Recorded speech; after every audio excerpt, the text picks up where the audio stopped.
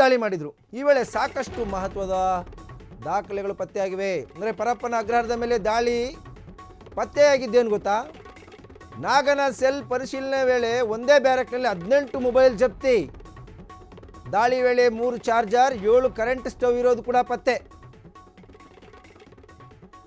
ಇನ್ನು August 22ರಂದು CCB ಕೂಡ ಜೈಲಿನ ಮೇಲೆ ದಾಳಿ ನಡೆಸಿತ್ತು. ಸಿಸಿಬಿ ಅಧಿಕಾರಿಗಳನ್ನು ಆ ವೇಳೆ 45 ನಿಮಿಷ ಗೇಟ್ ಬಳಿ ಕಾಯಿಸಿದ್ದ ಜೈಲು ಸಿಬ್ಬಂದಿ. ಇನ್ನು ಸೆಪ್ಟೆಂಬರ್ 14ರ ರಾತ್ರಿ ಜೈಲು ಸಿಬ್ಬಂದಿಗೆ ದಿಢೀರ್ ಶಾಕ್ ಕೊಟ್ಟ ಆಗ್ನೇಯ ವಿಭಾಗದ ಡಿಸಿಪಿ ಸಾರಾ ಫಾತಿಮ್ ನೇತೃತ್ವದ ಪೊಲೀಸರು. ಇನ್ಸ್ಪೆಕ್ಟರ್ ಕುಮಾರಸ್ವಾಮಿ, ಇನ್ಸ್ಪೆಕ್ಟರ್ ಸತೀಶ್ ನೇತೃತ್ವದ ಟೀಮ್ನಿಂದ ಜೈಲಿನ ಮೇಲೆ ಸೆಪ್ಟೆಂಬರ್ 14ರ ಶನಿವಾರ ರಾತ್ರಿ ದಾಳಿ ನಡೆದಿತ್ತು. ಇನ್ನು ದಾಳಿ ವೇಳೆ ನಿಷೇಧಿತ ವಸ್ತುಗಳು ಪತ್ತೆಯಾಗಿರೋ ಹಿನ್ನೆಲೆ ಅದನ್ನು ಕೂಡ ಈಗ ಚಾರ್ಜ್ ಶೀಟ್ನಲ್ಲಿ ಉಲ್ಲೇಖ ಮಾಡಲಿಕ್ಕೆ ಕಾಕಿ ಸಿದ್ಧತೆ ಮಾಡಿಕೊಂಡಿದೆ. ಅಂದರೆ ಏನಿವರು ಪರಪ್ಪನ ಅಗ್ರಹಾರದಲ್ಲಿ ನಟ ದರ್ಶನ್ ಗ್ಯಾಂಗ್ ಮತ್ತು ವಿಲ್ಸನ್ ಗಾರ್ಡನ್ ನಾಗನಿಗೆ ಕೊಟ್ಟಂತಹ ರಾಜಾತಿಥ್ಯ ಪ್ರಕರಣಕ್ಕೆ ಸಂಬಂಧಪಟ್ಟಂತೆ ಒಂದು ತನಿಖಾ ಭಾಗವಾಗಿ ದಾಳಿ ಮಾಡಿದರು.